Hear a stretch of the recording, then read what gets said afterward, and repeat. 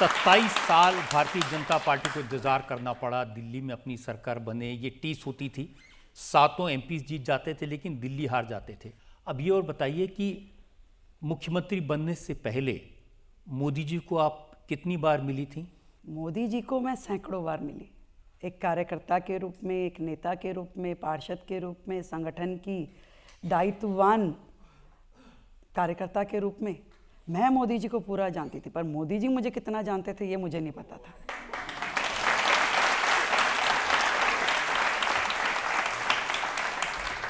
जो आम आदमी पार्टी के लोग हैं वो ये कहते हैं कि ये तो हरियाणा वाली हैं, और वो ये कहते हैं कि हरियाणा में जो गंगाराम काशीराम आड़त वाले थे उनकी पोती है, तो इसका दिल्ली से क्या मतलब?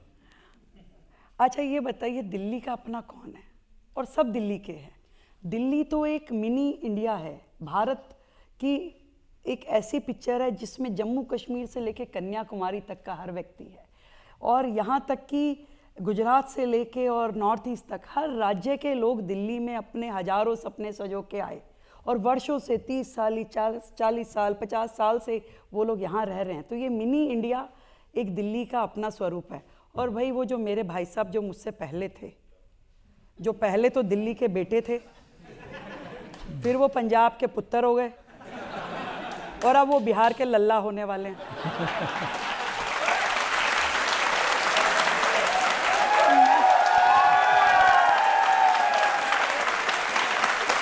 मैं तो दिल्ली की बेटी हूँ भाई, तो दिल्ली के लिए मेरा दायित्व है पूरी तरीके से फुल टाइम 24/7 दिल्ली की मुख्यमंत्री के नाते काम करना मेरा दायित्व है, और मैं कर रही हूँ।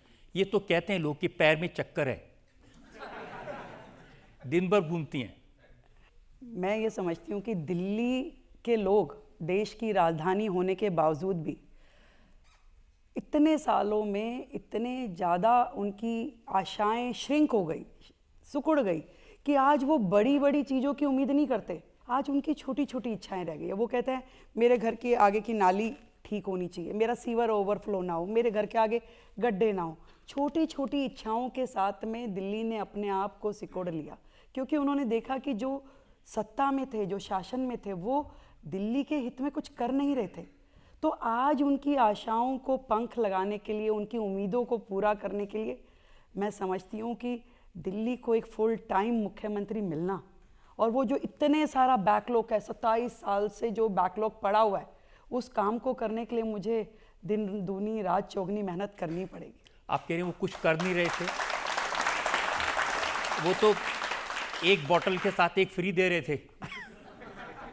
ये बात तो सही कही आपने। पढ़ी लिखी सरकार के पास में इतना ज़बरदस्त विजन था कि जो पूरे देश में कहीं नहीं हुआ वो उन्होंने किया। वो उन्होंने कहा कि जी हम पानी फ्री देंगे, बिजली फ्री देंगे, और बोतल के साथ बोतल फ्री देंगे। तो जनता खुश थी, इसीलिए 2-2 बार जिताया उन्होंने। तो उसके बाद जनता को समझ में आया कि भाई इससे तो गुजारा नहीं होगा, आपको इंफ्रास्ट्रक्चर भी चाहिए, आपको शिक्षा भी चाहिए, आपको हेल्थ भी चाहिए, दिल्ली को तरक्की भी चाहिए। दिल्ली को नशे में डुबोने वाली सरकार उन्हें नहीं चाहिए थी, और इसीलिए जनता ने नाराज़ होकर उनको यहाँ से विदा किया। दिल्ली की जनता आपकी सरकार के बारे में क्या सोचती है? 1-2 सवाल हम पब्लिक में से ले सकते हैं। दिल्ली की पूर्व मुख्यमंत्री आतिशी जी ने आप पे आरोप लगाया है कि जब से आपकी सरकार बनी है, सरकार आप नहीं आपके पति चला रहे हैं।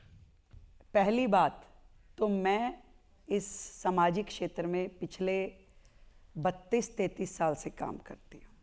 3 बार निगम पार्षद, 3 बार विधायक का चुनाव, 2 बार दिल्ली विश्वविद्यालय छात्र संघ। मेरे काम को कोई और करे, मुझे ऐसी ज़रूरत नहीं है। पर हाँ, मेरे साथ में मेरी टीम के रूप में हजारों कार्यकर्ता जुड़ करके काम करते हैं। आज वो पार्टी के लोग भी हैं, आज वो RW के लोग भी हैं, आज वो परिवार के लोग भी हैं। तो भाई परिवार का सदस्य होना ये तो नहीं कहता कि आप सहयोग नहीं कर सकते। तो जैसे हजारों कार्यकर्ता मेरे साथ जुड़े हैं, ऐसे ही मेरे परिवार के सदस्य भी मेरे साथ जुड़े हैं, और मिलकर काम करते हैं। रेखा जी, ये सही है कि जिस समय शादी हुई थी उसके बाद में कुछ समय के लिए आप पब्लिक लाइफ छोड़ के घर बैठ गई थी, परिवार की जिम्मेदारी? रजत जी, मैं तो एक ऐसे परिवार से आई हूँ जहाँ पे जब मैंने दिल्ली विश्वविद्यालय छात्र संघ का चुनाव लड़ा, पहले दिल्ली यूनिवर्सिटी की सेक्रेटरी बनी, तब तक मेरे परिवार में पता नहीं था कि ये क्या होता है। जब प्रेसिडेंट बनने के लिए पार्टी ने कहा कि चुनाव लड़ना है, तो मेरी माँ ने कहा अरे भाई ये राजनीति बनियों के बच्चों का काम तो बिल्कुल नहीं है, और लड़कियां तो बिल्कुल इसके लिए अलाउड नहीं है।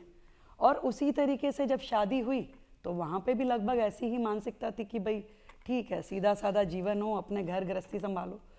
तो ये पार्टी, भारतीय जनता पार्टी का ही मैं समझती हूँ कि एक नेतृत्व था कि उन्होंने ऐसी लड़की जो कि अच्छा काम कर सकती थी समाज में जुड़ के, उन्होंने मुझे वहाँ से खोजा, मेरी उंगली पकड़ी, पार्टी में लेके आई, काम दिया और धीरे धीरे इतना नरिश किया कि वो अंकुरित बीज आज एक वृक्ष की शेप में आ गया और अपनी छाँव से हजारों लोगों की मदद रोजाना कर पा रहा है।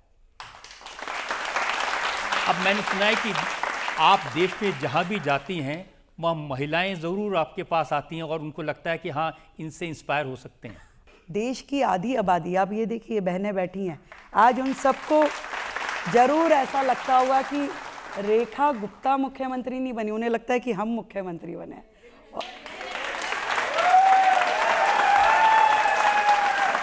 और उनका इतना प्यार मुझसे है कि मैं जहाँ जाती हूँ, आप और राज्यों के मुख्यमंत्रियों को देखो, कोई 2 फीट दूर नजर नहीं आएगा, पर जहाँ मैं जाती हूँ मेरी ये बहनें मुझे घेर लेती हैं, मेरा हाथ पकड़ती हैं, मुझे गले से लगाती हैं और इतना आशीर्वाद देती हैं। उनको लगता है कि जो जीवन में हम नहीं कर पाए, आज हमारी एक बहन को मौका मिला है, तो आप करिए, हम आपके साथ हैं। एक सवाल और ले सकते हैं बहन? वर्तमान में जितने भी मुख्यमंत्री हैं उनमें आपके पसंदीदा मुख्यमंत्री कौन है और आप उनसे क्यों प्रभावित हैं? मुझे मेरे पसंदीदा मुख्यमंत्री योगी जी हैं।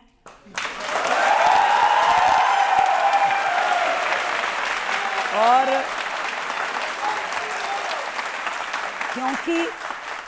क्योंकि वो आप सबको भी पसंद है, इसलिए मुझे भी पसंद है।